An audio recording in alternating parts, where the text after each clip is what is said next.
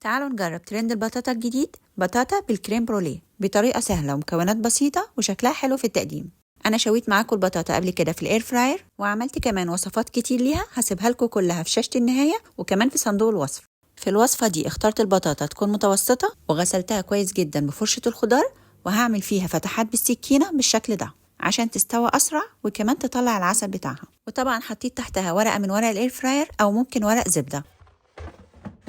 وهختار تاني برنامج اللي هو برنامج البطاطس الفريش. أنا عندي في قلايتي مظبوط على درجة حرارة 180، في قلايات تانية مظبوط على درجة 200. طبعا لو عملتيه على درجة حرارة 200 هتستوى أسرع، لكن الأفضل طبعا أي نشويات بلاش تعمليها على درجة حرارة عالية. البطاطا بعد 30 دقيقة لسه جامدة شوية، هقلبها على الناحية التانية وهسيبها تكمل الوقت. طبعا البطاطا دي لو رفيعة مش هتاخد غير 30 دقيقة بس.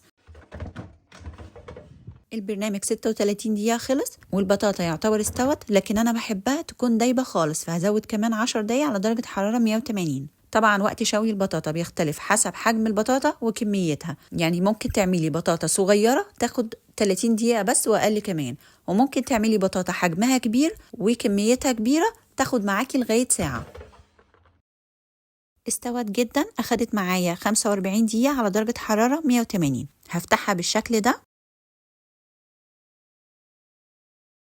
وبظهر معلقة أو شوكة اضغطي على البطاطا كده عشان تعملي فيها تجويف ينفع نحط فيه الكريمة.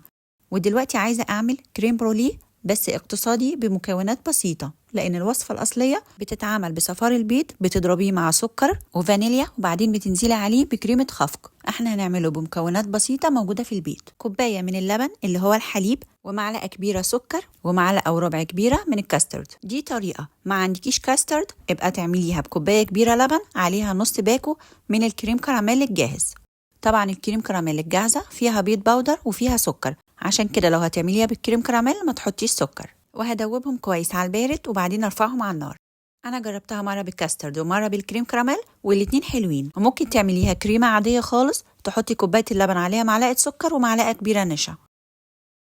ووزعتي الكريمه. انا بحب اعمل البطاطا كده بس، لكن في ترند البطاطا بيحطوا عليها سكر، وبالمسدس الحراري بيسيحوا السكر عشان يتكرمل ويعمل طبقه كراست. فقلت اجربها معاكم هتنفع في الاير فراير ولا لا، وهظبط الوقت 10 دقايق.